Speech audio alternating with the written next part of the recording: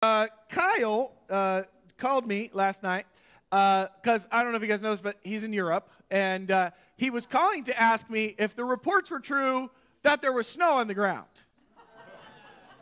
And I'm like, I don't want to answer your calls anymore. Like, just stay over there. Like, don't come back. So no, just kidding. We're really glad that he gets to go spend some time with Patty. He gets some time away. It's always good for people to get a breather every once in a while. But that means that you guys have to put up with me this morning. So I hope. Oh, stop. Just kidding. No, I'm really excited today. I get to talk. When I get to talk, it's really fun because I don't have to follow the series, so I get to talk about whatever I want. Because Kyle's like, "Hey, I'm leaving. Just don't let the church burn down." That's pretty much, that's the gist of it. And so, as long as the church is still standing when he gets back, I won, right? I did what I was supposed to do. But I want to do something. I'm going to ask, we're going to give you something right now, and I have some helpers that are going to help pass this out. We are going to give you a puzzle piece, and you'll understand what this is for in just a little bit. But they're going to hand you, you're going to get a puzzle piece. This is for you to take home. I want you to keep this in your hand, okay, even if it gets sweaty. I want you to hold it in your hand today because it's really important because there's something I want to focus on today, okay? There's something that I want to focus on. This is the truth that we, okay, if you're in this room, right? If you're in this room, we are the church. We are the church.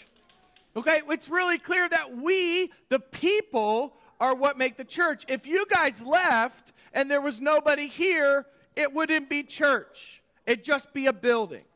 Okay? You make up the church. And this is really important. You are an important piece of a much larger puzzle. And that's why we're giving you puzzle pieces, because we want you to understand that today. You get to take home a little tiny piece of Thomas Kincaid. You're all welcome. Yeah. So, because I didn't want to give you a good puzzle. I'm just kidding. I'm kidding. I know. You guys love to. I immediately made myself the enemy. No, I'm just kidding. Thomas Kincaid's great. We actually have a Thomas Kincaid picture in our house. So, yeah, my wife's a big fan. So I'm gonna let you guys get. So once you get it, just hold it up in the air. Just hold it up in the air like this. Yeah. Okay. All right. And I want you to do something right now. Okay. I want you to hold that piece up. I want you to turn the person next to you. Okay. I want you to turn the person next to you. And I want you to say this. Okay. You ready? I am me, and you are you. Oh, that's great. Oh, that's really great. See, here's the deal.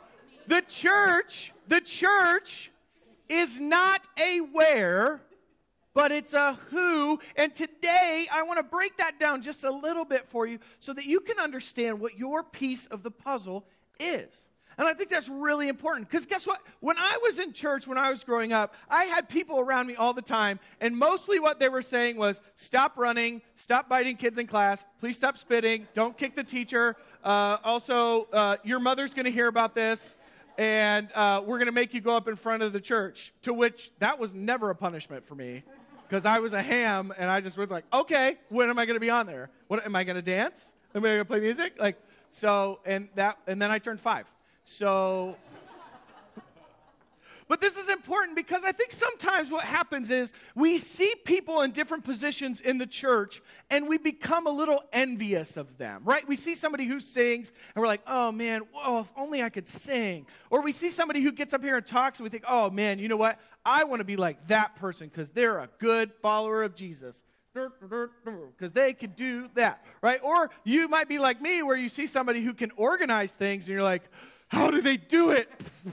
Because your brain just doesn't work like that. And so all sorts of different people within the church have different things that they're good at and to be admired by other people. And what's important for us to realize is that we are individual people and that we're a piece of the puzzle. And I think this is pretty well illustrated in a passage in 1 Corinthians. Paul is talking to the church in Corinth, and he's talking to them about what they need to do to succeed as a church. what they need to do to share the life of Jesus and what Jesus had done, and what they needed to do to really hone in on what their specific roles were within the church. And he starts off like this, okay? So 1 Corinthians 12, and he starts off in verse 12 saying this. For just as the body is one and has many members, and all the members of the body, though many, are one body, so it is with Christ. For in one Spirit we were all baptized into one body, Jews or Greeks. Now that was a really big deal. I don't know if you understand this, but that's like saying it doesn't matter, Republicans and Democrats, both together, they both, I had to fight in the room. Just kidding. Okay, so, no, but really, we're all together. We're all together. It's not about political affiliation. It's not about what you believed when you grew up. It's not about denominations. It did not matter because we were all baptized into one body.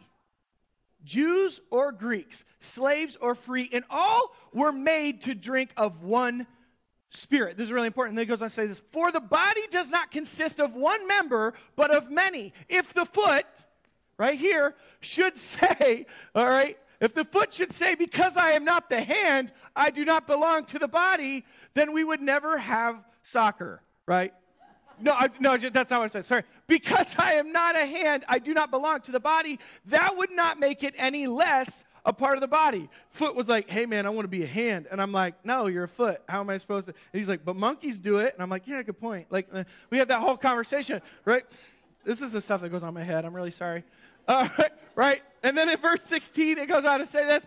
And if the ear should say, because I'm not an eye, I do not belong to the body, that would not make it any less a part of the body. You're starting to catch the drift here, right? Okay, if the whole body were an eye, first of all, that's creepy, okay? If the whole, it's like the eye of, I just picture like in Lord of the Rings, the eye of Sauron. Okay, none of you are geeks like me. If the whole body were an ear, where would be the sense of smell? Sometimes that could work to our benefit, just saying, especially after eating Mexican food. But as it is, God arranged the members in the body, each one of them, as he chose. If all were a single member, where would the body be? As it is, there are many parts, yet one body. And I'm going to jump over to verse 27 where it says this. Now you are the body of Christ. You. He's now talking to the church in Corinth. You are the body of Christ. Individual members of it.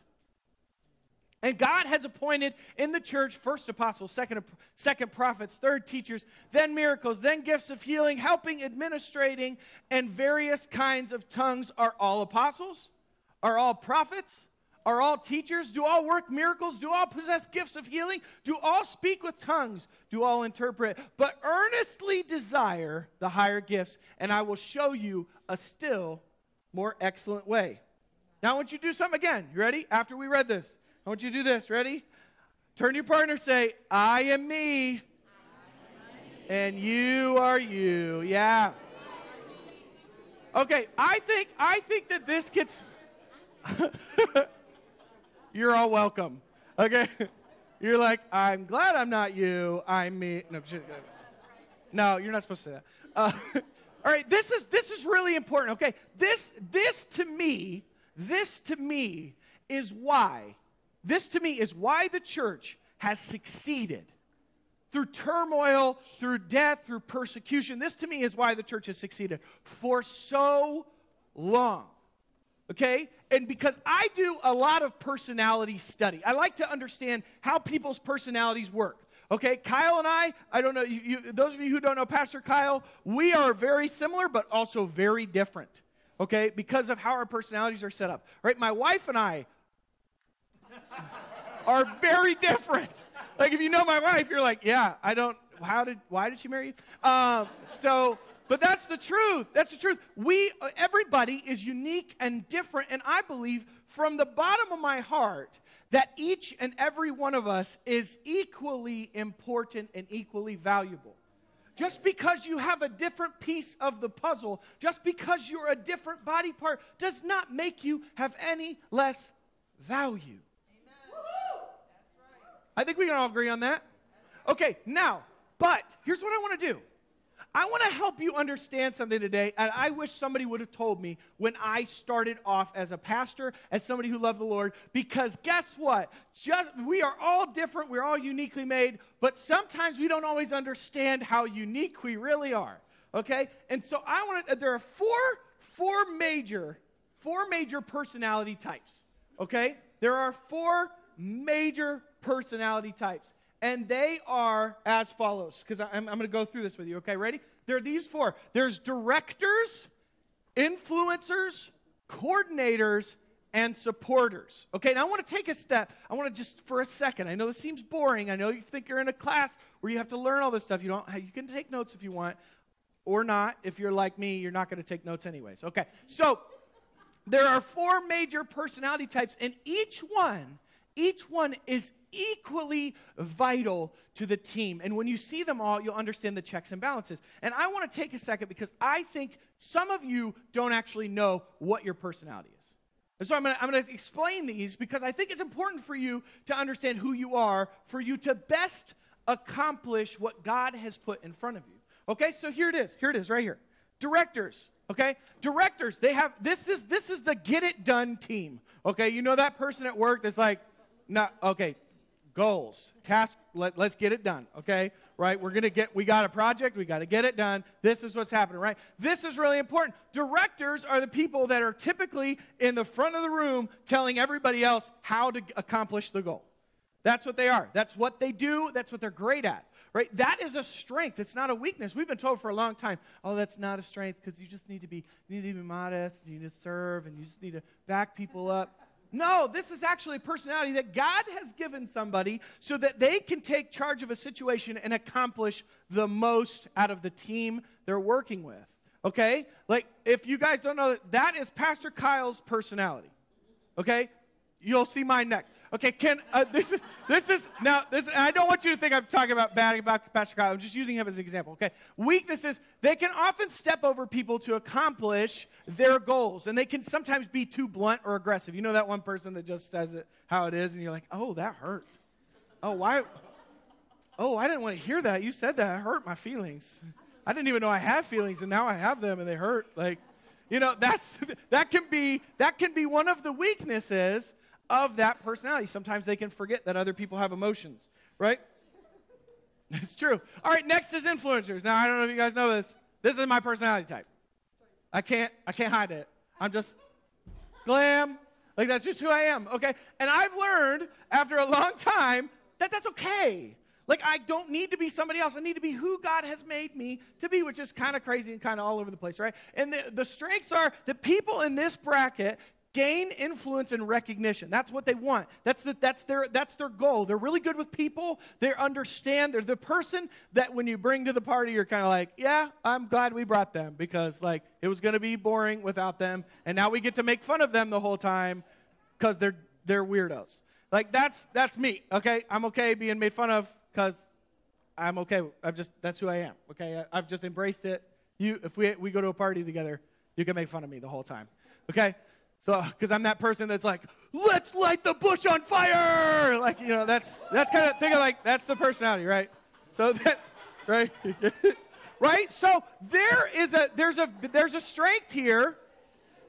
There's a strength here, but here's some of the negatives. They're often disorganized. They're prone to passionate, quick decision-making, and they can be inattentive to details. It's great because they have this big personality, but they are going to forget the details over and over again. It's kind of like Dory from Finding Nemo. You know, like, oh, just keep swimming, I just embrace it now, okay? That's who I am, right?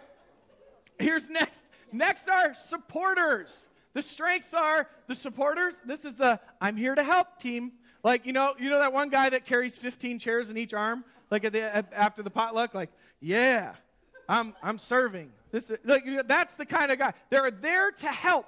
That's the I'm here to help team. They're there to support whatever is going on, okay? But some of the weaknesses are they can struggle to take initiative. If somebody doesn't tell them what to do, sometimes they'll have paralysis of analysis. They'll just sit there, what am I supposed to start on? I don't know, right? Okay, and often they're swayed because they're easily swayable, because it's all based on who's at the top and who's pushing them to make decisions.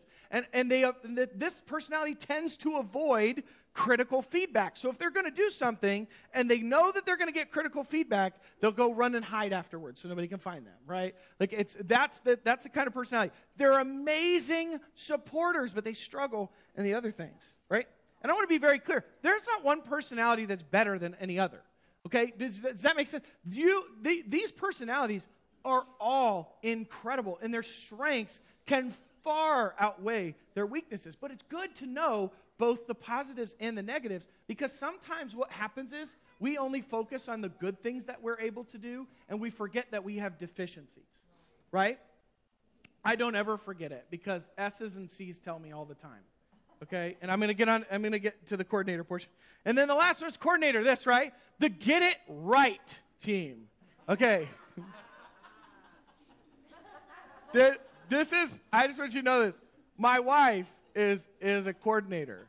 That's what she's the details, right? She wants to get the details right. Patty is Kyle's C in his life, the get it right team, right? And that's why we married them, so that they could organize our chaos, because that's what they do, right? Because here's the deal. C's, the coordinators of the world, they are amazing at seeing a system and helping to organize it and make it better. They are. They're amazing at it, right? And most of them are working with supporters, so they're telling supporters how to make the system better. This is the personality that says, okay, I need all the pencils to be facing this way, parallel on the desk. That's what this is, right? So coordinators are great at organizational skills, right? But here's the deal. They can be perfectionists, and they can be very difficult to please because of their task orientation, all right? They can also be overly cautious. If there was a decision that had risk involved, they may not actually move forward with that risk, right? They'd be like, no, we can't do it. The system's broken. We can't get it in order. Put the boxes in the cart. We're going. That's their personality, okay? So I think it's important. You might be thinking right now, like, oh, I'm up there. Yeah, you are, because there's only 4 of them, okay? And then there's variances, and you might be a blend of 2 of them, okay? For me, I'm part I and part D. Okay, so I'm part influencer, part director, because I have to be in my position. Like for Kyle's a director and an influencer. So they're flip-flopped. That's why our personalities go like this. And that's why you see us, sometimes we bicker and we joke about it, because people watch us and they're like, are you guys angry at each other? And we're like, no, we're just talking. What's wrong? Like, we're totally fine. Like, we love each other and we work well together. And Kyle's great, because Kyle's the I don't care about your feelings, and I'm like, I'm super sensitive. You hurt my feelings, right? So that's the truth, right? So these are all the personality types. And here's something that I would recommend to everybody. I would recommend that you go online, just in general, even if it doesn't have anything to do with your faith, that you go online and you figure out what your personality type is. Whether it's the DISC, whether it's the Enneagram, whether it's the 16 personality, Myers-Briggs, whether it's one of those, you should figure out who you are, because to figure out who you are and to play within your best strengths and understand your weaknesses is to be the best version that God has called you to be. It really is. Like, you're never going to reach your full potential until you fully understand the person that God has created you to be. Does that make sense? All right, so we're gonna move on. Here's some biblical notable people. Okay, for notable directors would be Paul, Solomon, Sarah, Stephen. Notable eyes: Aaron, King Saul, David, Peter. I pat on the back because I'm like David, King David. It's great. Just kidding. All right. Notable S's. Supporters are Isaac, Nehemiah, Abraham, Hannah. And notable C coordinators would be Luke, Esther, Mary, Moses. That's why when you read the book of Luke, it's very, very, very detail-oriented, right? Luke is one of the longest Gospels because he's so detail-oriented. And that's really important, right? But here's the deal. I don't think that we can talk about all these personalities without talking about the best team-up in biblical history, okay? Can we talk about that for a second, right? And I'm gonna just start with this phrase right here. every Moses, even Moses needed an Aaron, okay? Like you might not be an Aaron, but you might be a Moses, right? You might not be Moses, but you might be an Aaron. And here's I think how this is displayed. Okay, so I want to go through this with you. So we're gonna look at Exodus 6, right? So there's this moment where God's talking to Moses before Moses goes back to Egypt, and before Moses talks to the Pharaoh. And there's this moment where God's talking to Moses, and he says this, on the day when the Lord spoke to Moses in the land of Egypt, the Lord said to Moses, I am the Lord.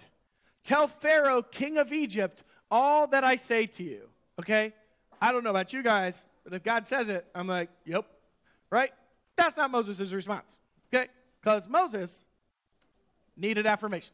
But Moses said to the Lord, behold, I am of uncircumcised lips. How will Pharaoh listen to me? Okay, this is weird for me every time. Because why did God's talking to you, and you're just like, no, I'm cool. Like, he came to you in a burning bush. And then you're just like, no, I'm not going to do that.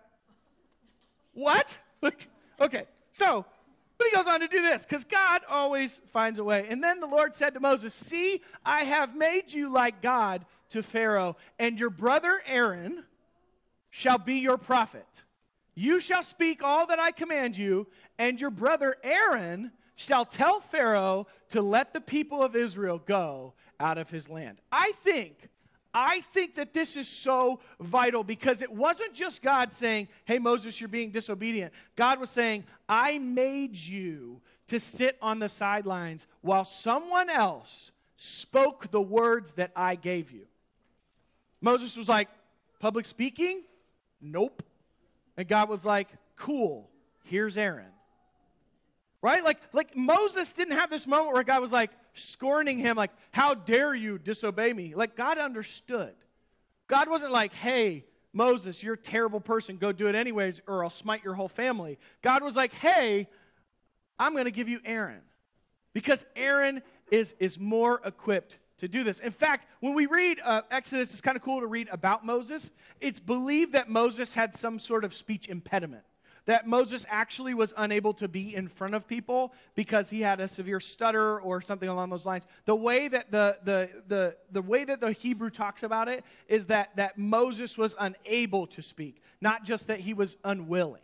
Does that make sense? So God put two people together to accomplish something amazing, right? Even Moses needed Aaron.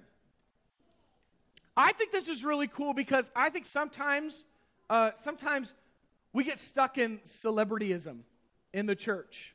Like, oh man, I hope that I can be like that person someday. I hope that I can be like so-and-so. I think that's good. Don't get me wrong, because we should strive to be like godly people, okay? I think that's important, to look at someone's life and say, hey, I want to live like they live. But what I think can be dangerous is saying I want to be like that person without understanding who you are and what your strengths are. Right? Like, I am never going to be good at being a church secretary. Never. Like, any of you look at me like, yeah, he has good penmanship. No. Listen, I will never be good at that. But you know what? I could spend the rest of my life being so angry at myself and not okay with who I am that I just miss out on the stuff that God has called me to do. I could be in such a place where I'm like, well, I can't organize anything, so there's no point in even trying. Like, we're just going to sit out and people are going to be angry because I didn't get all the details right. That happens to me all the time. Anybody who works with me knows, like, man, he does not get that. Like, he told us one thing, and then 3 days later, he was like, hey, remember when I said this, and it was not what he said? Like, that happens to me all the time, okay? I have to constantly tell people I work with, hey, I'm an extra grace required kind of person, okay? Like, you're, right? But that doesn't mean that I have any less value or any less ability to lead. It just means that there's a weakness that I have to find people who God has created and God has made to fill in those gaps, because guess what? We're better together. Amen. We are so much better together. Just like you're a very important piece of a much larger puzzle, I'm in a very important piece of a much larger puzzle. And when we work together, we make something incredible. And that's what the church is about, over and over and over again. I think it's important, too, for us to understand that we have a responsibility in the church, okay? And if you're new with us, if you've never been here before and you're like, this is weird, I'm never coming back here. One, I'm sorry. Two, I believe that when you step foot into this place that you belong. I don't care what your walk of life is. I don't care what you believe. I don't care who your mommy is, who your daddy is. I don't care. You belong because guess what? I serve a God who told me that you belong, and I trust him. I don't care what you're going through in life. I mean, I care about you and the struggle, but it doesn't affect how I'm supposed to love you and how I am supposed to behave with you. Because guess what? I'm just as messed up as you are. It's just my messed up is different. Right? That's somebody talking to me about somebody that I was discipling, and they're like, this was at another church, so it's nobody that you guys know. But they said, well, he drinks beer every weekend. And I'm like, okay, cool. Was there a follow-up? Well, that's not right. Okay, I'm a little bit more concerned about the soul in his body than the beer in his hand. Right? I'm a little bit more concerned that dude needs love just like anybody else, and he needs to understand the love of Jesus more than I'm concerned about being like, hey, man, you know what, before we hang out, you have to go a whole year in AA. I don't want to get sin on me. That's gross. Woo! I don't want to catch it. Don't want to catch a case of sin. Look. Right? But we do that. We justify it all the time, right? Oh, I can't help them. I could possibly get what they have. Right? Like we treat it like some sickness that's contagious. Right? Guess what? You're already sick. Right? There's no point. Like, you are. We all are. Gosh, God came to give us this grace and love and abundance and to teach us how to do things better. And dang it, I want to do that. I want to help people figure that out because I'm messed up too, right? You all know what lurks in the back of your head. You all know the thoughts that pop up in your mind when you see people. You know all the things that you have to fight against and battle on a daily basis. I don't need to tell you about that, okay? Plus, it's not really my job. It's God's job. He's going to do it. But here's what I think. I think that within the church, each and every age bracket has a very specific responsibility, okay? And I want to take you guys through that because I want to show you who you are with the DISC profile, and we could talk about all the different kinds of profiles out there for personalities, but I think that's important, right? But I also want to tell you that if you're in a certain age bracket, there is a responsibility that you have, okay? So this is going to be fun because we're all together as a family, right? We got crying babies, we got awesome little kids, like high schoolers. Yeah, it was safe you say that afterwards, right? Each age group in the church has a different responsibility. Okay, first of all, babies and toddlers. Their responsibility is to look cute. Hands down, right? No, but let's think about it for a second, okay?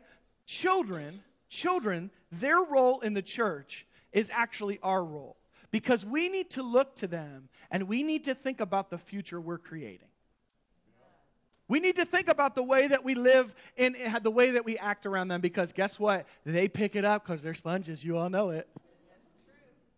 Can't tell you how many times I heard a parent say, like, I don't know where you heard that from. Well, I do. Like, okay? So, right? All the time, they're sponges. They soak it up. What are they soaking up from us? What are they seeing? They're seeing us bickering about a political system that, I'm sorry, God doesn't really care about the way you think he does? Do they see us bickering about things that really don't matter? Like, I'll be honest with you, I'm firmly convinced we're going to get up to heaven, and Jesus is going to be like, you guys still do communion? What? Like, that was weird. I only did that one time. Like, you did it every week. I think there's things that we think matter, okay, that we think are of vital importance, and the way that we do them has to be exact and has to be perfect. But the only thing I see in Scripture over and over again is that we model the life that Jesus had. We were called Christians. Christian actually just means little Christ. That's what we're supposed to be. We're supposed to be little Christs. I don't want you to leave here saying, like Cody says, we shouldn't do communion. That's not what I'm saying. Okay, I'm saying I think there are things that we think are important that are not. I think what matters is loving Jesus and showing people that love. The next is this. Oh, elementary kids. Their responsibility to the church is to learn.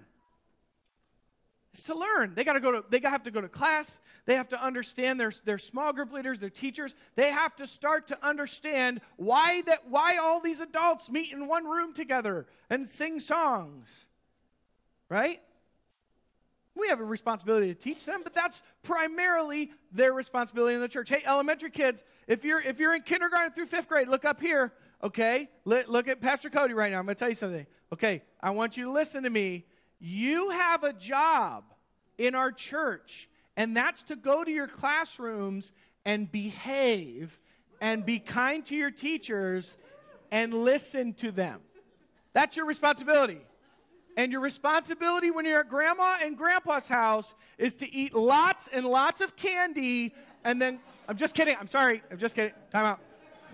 Ugh. All right, elementary K through 5. They're like, I already do that. Like, it's great, right? Right? It's your responsibility to learn. You need to start learning things that your teachers are talking about. Right? He's awesome. I love this. Right? Next is this, middle school. If you're a middle school kid, look up here right now. If you're going into middle school, if you're going into 6th grade, if you're in 7th or 8th grade, look up here right now, okay? You have a responsibility. And I want you to understand it. Look right here. Your responsibility is to ask why. And you already do it great. Your responsibility is to ask why. Why? Why is this way? Why? Why do I do this? Why is Pastor Cody so weird? You can ask that question. Nobody knows. So, right, your job as middle schoolers is to ask why. You know what? You want to know why you need to ask why? Because you're figuring out who you are. And why helps you get there. And parents, you need to be ready because they're going to ask you some weird stuff. And guess what? Because they've absorbed everything, they're going to ask you things about who you are and what your faith is like that you're not prepared for. And that's okay. It's okay, parents, to say, I don't know. I really don't know. But guess what? It's not okay to say, I don't know 2 times in a row for the same question. Right? Well, what about this? I don't know. That was your one. You blew it. You're going to have to go do some research. Google it. Okay? Yeah. Or come and talk to me, and I'll be like, I don't know either. And then I could say I don't know. So that's kind of like 2 gimmes. You know what I mean? Like, okay. Middle school, they have a responsibility to ask why. Why is this the way that it is? Why do I have to do this? And guess what? Parents, be patient. Please be patient, because guess what? Middle schoolers are literally losing half their brain. Like, I don't know if you understand chemistry, like the chemistry of a brain. Their prefrontal cortex is actually, it's forming in the front of their head, and they're just starting to develop reasoning skills, and they're going to use it against you. And but they're literally losing half their mind. So when you look at a middle schooler, like, you're out of your mind. They're like, I only have half of one. And you're like, yes, we get it. Be understanding, because guess what? They are going through the most chemically turbulent time in their life outside of right after they're born. Do you understand that? That's absolutely crazy, right? And that's not even just about puberty, okay? Like, that's just the body's natural response. That's what happens. So be gracious. understand they're going to ask questions that come way out of left field. You're driving home and they're like, well, like, do cows have 4 stomachs? And you're like, what? Like, yeah, right? That's going to happen because middle schoolers have to know why. That is their responsibility. You might think like, oh, this is a bunch of questions. Don't worry. It's getting there. For high schoolers, now this is really important. High schoolers, I need you to look up here, okay? I'm going to be more serious than I am in youth group, okay? That's saying something. Okay?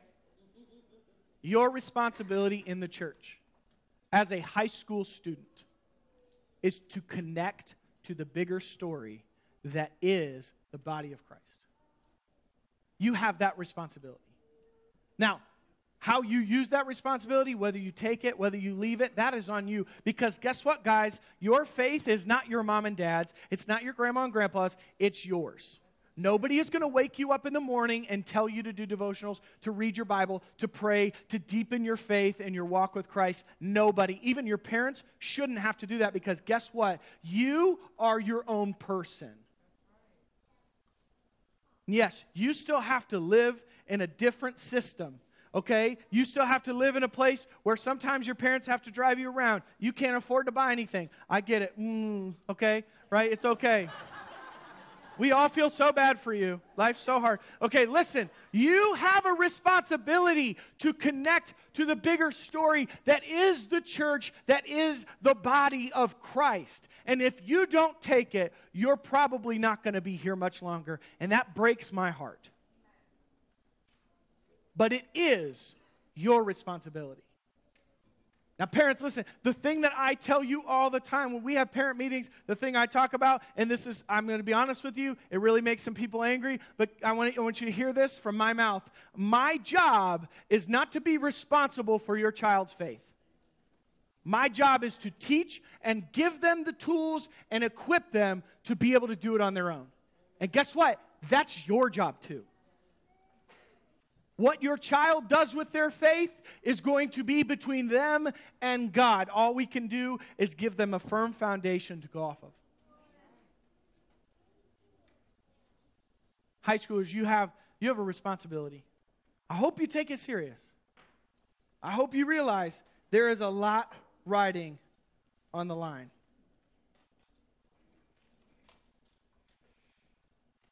Parents, we're gonna go to young adults because I think this is important. Young adults, if you're in college or you're a young adult, you have a responsibility to the church too. Okay, ready? To connect to the local church and to serve. Okay, you need to get plugged in somewhere. Like if you go off to college and you don't find it, oh, I couldn't find a church like home. Well, that's because you're not at home. Okay, like go somewhere else. And don't just go for girls, okay? Like, I say, don't go to church for girls, go to church for God. Okay, like, this is important, right? You need to understand, as a young adult, it's the same. Nobody's going to push you to do anything. Your success, and guess what? Nobody owes you anything. I'm sorry. I'm just going to say, nobody owes you anything, okay? How dare I check your privilege? Okay, you are not owed anything in life. Nobody owes you anything. Your parents don't owe you nothing. Everything you get from the point you graduate from high school is sheer grace. Because guess what? The government even says that they don't have to take care of you anymore, okay? They're like, nah, when they turn 18, you're good. Like, they don't have to feed you. They don't have to clothe you. They don't have to do nothing. Everything past 18 is the grace of God and the grace of your parents. Okay? So take advantage of it while it lasts, high schoolers. Right? Like, you are on your own. And whether you take your faith seriously, whether you're so jaded by the church and everybody's treated me so bad, right? Like, if you don't take this seriously, you're going to end up with a miserable life. And I'm just going to be honest with you. I have seen so many people go down this path. Their lives are empty. Man, I wish their life was half as fulfilling as what it looks like on Instagram. Because it's empty. You might think I'm just saying that because I'm a pastor, but like, honestly, I've had to witness people go through this. It's miserable. And parents, I know you're scared of that. I know you're scared your kid's going to go off to college, that they're going to do some crazy thing. But guess what? God is good. Sometimes we got to trust him a little bit.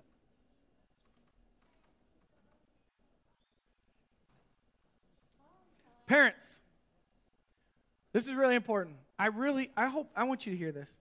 I'm not a parent, okay? I'm not a parent. I say this all the time, right? My wife and I, we're trying to be parents. We're going to get foster kids. We're hoping it's going to be great. Like, it is going to be great. It's going to be awesome. They're going to have to put up with me, though. That's always the caveat in every situation. Parents, I want you to hear this. Your responsibility in the church, okay? Plain and simple, okay? Yes, you need to do all the things that young adults are doing. You need to connect to a local church. You need to find a place to serve. Gosh, parents, you got to serve, okay? Because if your kids don't see you doing it, they're not going to do it. I'm sorry, they're just not, okay? So you need to find a place to plug in. But here is the most important. Here is the most important thing that if I could tell you and make you do this, I can't make you do it. But if I could do that, I feel like we would succeed as a church, is this: to care about your child's spiritual future most. Amen. Most. Amen. Most. Like, nothing else is as important as where your child spends eternity, okay? Like, there are consequences to living a life outside of Christ, and they are death. I can't shy away from that. But guess what? If you care more about your child's spiritual future, if it is the most important thing when you wake up in the morning to help them understand the love of God, to help them understand that they are cared for, that they have an identity that was crafted in the womb, if you can wake up in the morning and help them understand that, you are going to be so much more successful. Your kids will be more respectful of the things you have to say. And if you show up and you show them that you care and you back up the things that you're saying about their spiritual future with your actions, whoa. Look out, Satan. Wow, that would be awesome. There's this, listen, I want to illustrate how important this is. Like, Jesus says this incredible thing in Matthew 8, okay? It says this: now when Jesus saw a crowd around him, he gave orders to go over to the other side, and scribe came up and said to him, "Teacher, I will follow you wherever you go." And Jesus said to him, "Foxes have holes and birds of the air have nests, but the Son of Man has nowhere to lay his head." Another of his disciples said to him, "Lord, let me first go and bury my father." Okay? Pretty reasonable request, right? We could go bury your father. Nope. Jesus said, "Follow me and let the dead bury their dead." You know what Jesus was saying? Nothing matters more than right now in the decision you make to follow me. Parents, can I ask you a question? Do you care more about where your kid goes to college or where they get a job than you do about where they spend eternity? I don't know. I don't want you to feel like I'm pressuring you or pushing you in a special way. But I want you to ask yourself this question, okay? Do I care as a parent more about where my kid goes to college, what school they get into, what job they have, than I do about their spiritual eternity? I think that's something to hear. That's something to consider. And lastly, grandparents, my favorite. Grandparents, let me stop for a second. I want you to understand something. I have a heart for you because you have this sweet spot in a kid's life where you can spoil the snot out of them with no repercussions. You just give them candy after candy. Like, they'll throw up. You're just like, oh, it's cool. Send them back to mom and dad, right? Just kidding. Grandparents, your responsibility in the church. Grandparents, look up here. Please hear me. Please hear me. I know I'm a young guy, but please listen to me. Your responsibility is to share wisdom and model Jesus. My grandma and grandpa were awesome. Oh, my gosh. My grandpa was about as funny as they come. He's a firecracker. He just said some really crazy things sometimes. And I was like, whoa, Grandpa, you can't say that. You all know what I'm talking about, okay? Like, but I love them. I love them so much. I love my grandpa because my grandpa and my grandma modeled a godly lifestyle. They loved each other. They loved each other so fiercely. They loved us so fiercely. They were selfless with the way that they did things. And they taught my mom and they taught my aunt how to live in accordance with the way that Jesus lived. And they, in turn, raised my brother and I to live that way as well. And guess what? Some of you grandparents are feeling out of touch. And I understand. Culture has changed so much. It has changed so much. In the past 3 years, culture has changed more than it has in the previous 30. And because of technology, you feel out of touch. But can I tell you something? Can I tell you something right now? This generation didn't create sin. We need to stop blaming them for it. I am just as culpable in the disease of what's happening in culture right now as you are. And guess what? We can keep saying, oh, culture, culture, culture. Or we can start taking responsibility. We want to blame everybody. We want to blame everybody. Oh, it's culture. It's media. It's TV. Got there somehow. Maybe if we would have modeled the life that Jesus had a little bit more, maybe if we would have shown a little bit more grace and love and understanding, maybe we wouldn't have to blame culture for so much. I don't know. It's a theory. I really don't know. And I am so thankful for you. I don't want you to think that I'm sitting back here like, oh, my generation has no problems. I think we all know that's not true. But I do want you to understand something very simple, okay? That we need to model grace and love like we never have before. I had a great pastor tell me one time, he said, anytime you disagree with an opinion, okay, bear with me, anytime that you disagree with an opinion, there's just something you don't understand. Maybe if you guys take the time to disciple, to spend time with somebody that's in high school, you might understand why they have the stress and pressure they do. Maybe if you spent some time with middle schoolers, you would understand why they're asking these questions. Maybe if you spent some time with elementary kids, you could teach them why it's important to have community and put their phones down. Maybe you could help turn the tide. But you can't do it while pointing your finger.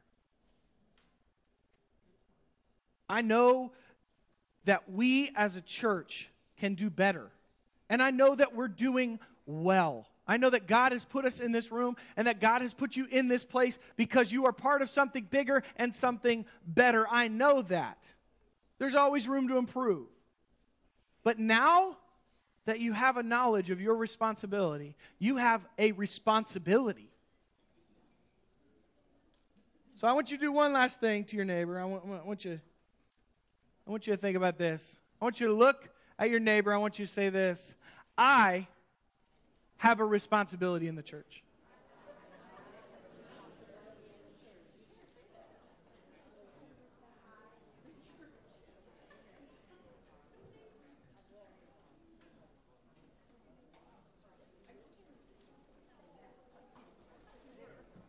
Now I want you to listen. The point of all this is not for you to walk away feeling bad about your generation or saying, oh, millennials, right?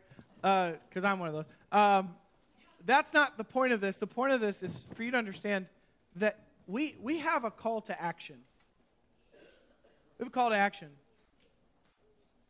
As young people, as middle-aged, as older people, we have an action. Because guess what? Our time is so valuable and important in building and growing into the next generation. So let me ask you one last question. Are you taking your role seriously? Let's pray. God, thanks so much.